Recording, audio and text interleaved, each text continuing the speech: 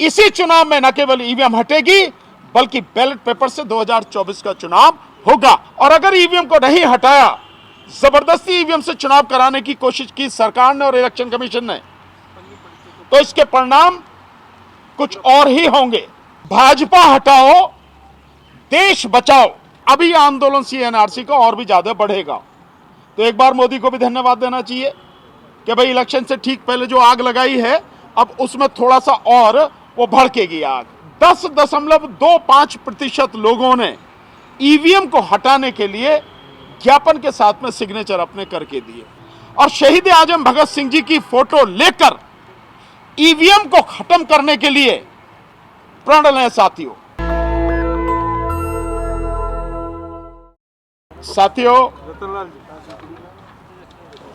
जो चीजें अब आपके सामने आ रही हैं, मुद्दे कई हैं और सभी जायज मुद्दे हैं। एक भी ऐसा मुद्दा नहीं है जो भी यहां बताया गया जो जायज नहीं हो और जिसके लिए आंदोलन की जरूरत नहीं है। ये सीधे सीधे लोगों से जुड़े हुए मुद्दे हैं, चाहे वो जातिगत जनगणना का हो और चाहे वो छत्तीसगढ़ में जो जंगल काटे जा रहे हैं वो मुद्दा हो, चाहे वो जो बेरोजगार हैं उनका मुद्दा हो, चाहे वो किसानों का मुद्दा हो, और ईवीएम का मुद्दा तो है ही। और इस समय अब सीएनआरसी का भी मुद्दा शुरू हो गया है। मैं धन्यवाद देता हूं जामिया के जो साथी हैं जिन्होंने प्रोटेस्ट किया। मैं देख रहा था, आज शायद प्रोटेस्ट था उनका, मैंने देखा एक मीडिया पे, सोशल मीडिया पे, वो लोग वहां उसके खिलाफ में जो है सीएनआरसी के खिलाफ में आंदोलन, मतलब आवाज उठा रहे हैं, शुरू कर दिया उन्होंने। और बाहर पूरी तरह से यूनिवर्सिटी को घेर के छावनी में तब्दील किया गया है, फोर्स लगा दी गई है, सब कुछ है। चलिए बधाई उनको जो सीएनआरसी का आंदोलन कर रहे हैं। हम तो बहुत पहले से कह रहे हैं कि हमारे साथ में ईवीएम का आंदोलन करो, अगर करते तो शायद इसकी नौबत नहीं आती, पर उन्होंने किया, धन्यवाद उनको। और मैं कहना चाहूंगा, मुझे कहने में शक नहीं कि अभी आंदोलन सीएनआरसी का और भी ज्यादा बढ़ेगा।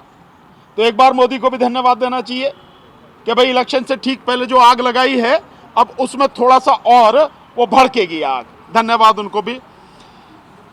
जो ईवीएम का मसला हम लेकर चल रहे हैं, मैं आप सभी साथियों को दिल से धन्यवाद देना चाहूंगा कि आपकी बदौलत ये ईवीएम का मुद्दा न केवल गांव-गांव, शहर-शहर, गली मोहल्ले, घर-घर ये मुद्दा पहुंच चुका है।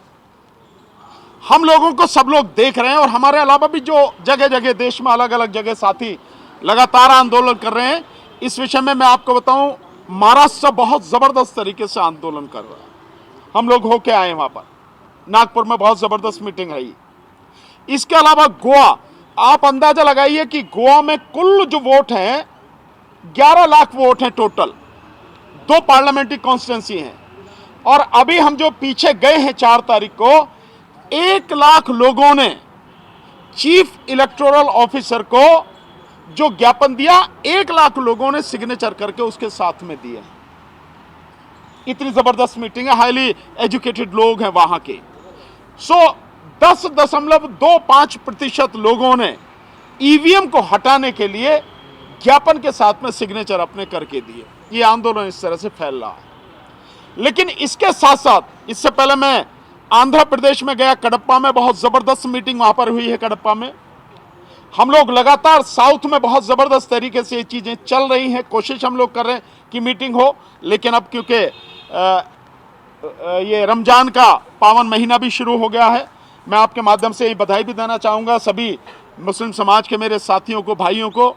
रमजान के जो ये पावन महीना है उसकी बहुत बहुत उनको मुबारकबाद। एक बात जो सिंपल हम कहना चाह रहे हैं,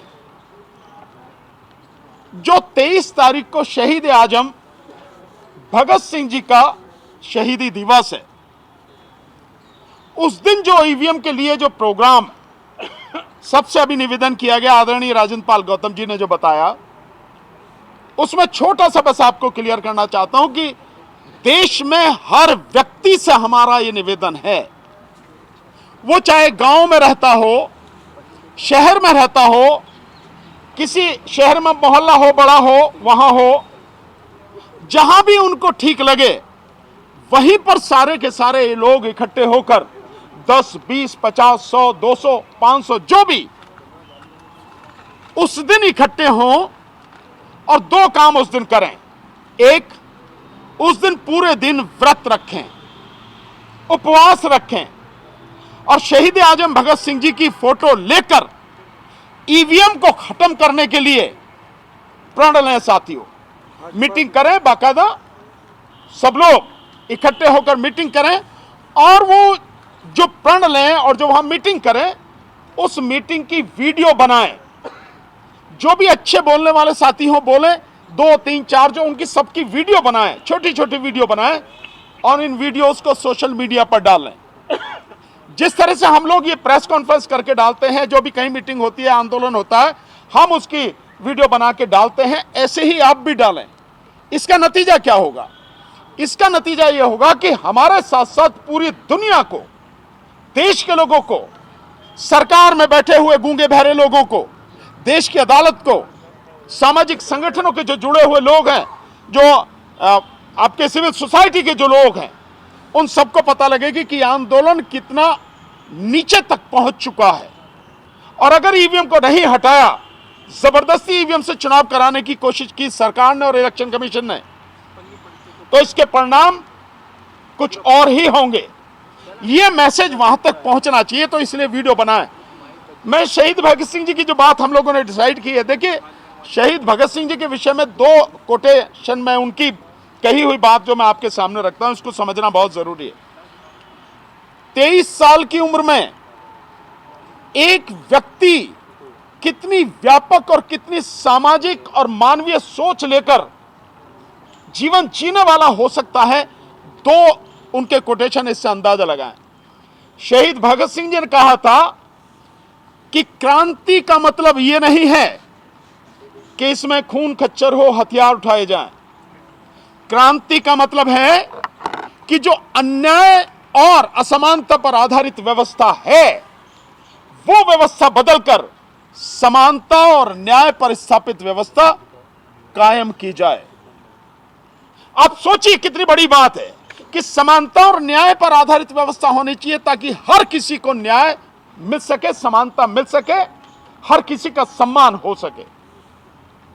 दूसरा, एक और बहुत बड़ी बात कही थी उन्होंने, जब उनसे पूछा तो उन्होंने कहा कि भारत में संघर्ष तब तक चलेगा, इस बात को समझिए आप, और मैं लोगों से भी कहना चाहता हूं कि भारत में संघर्ष तब तक चलेगा, ये शहीद भगत सिंह जी के शब्द हैं कि भारत में संघर्ष तब तक चलेगा जब तक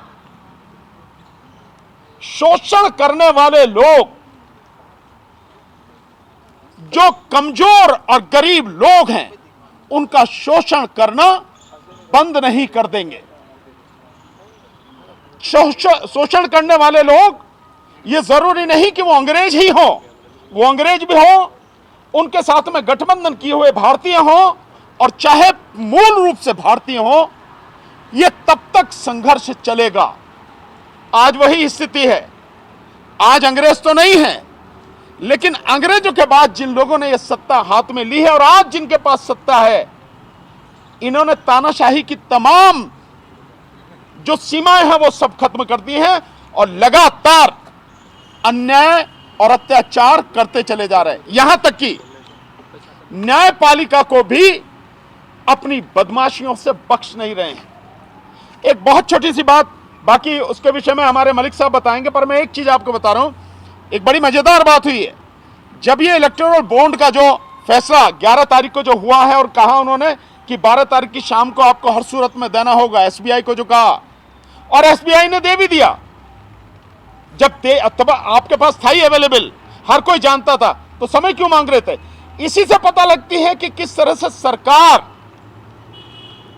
इन तमाम संस्थाओं को अपने कंट्रोल में करके कोई भी ऐसी चीज जिससे सरकार नंगी हो जाए वो लोगों के बीच में ना आए, उसके लिए काम कर रही है लगातार। फिर भी तो सुप्रीम कोर्ट के इस आदेश के बाद एक बड़ी मजेदार बात हुई है।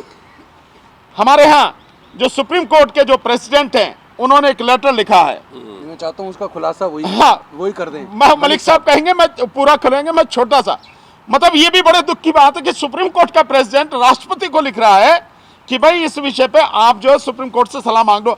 अबे जिस विषय में सुप्रीम कोर्ट ने आदेश कर दिया और वो आदेश इंप्लीमेंट हो रहा है, लागू हो रहा है, उस विषय में सलाह का क्या मतलब है भाई?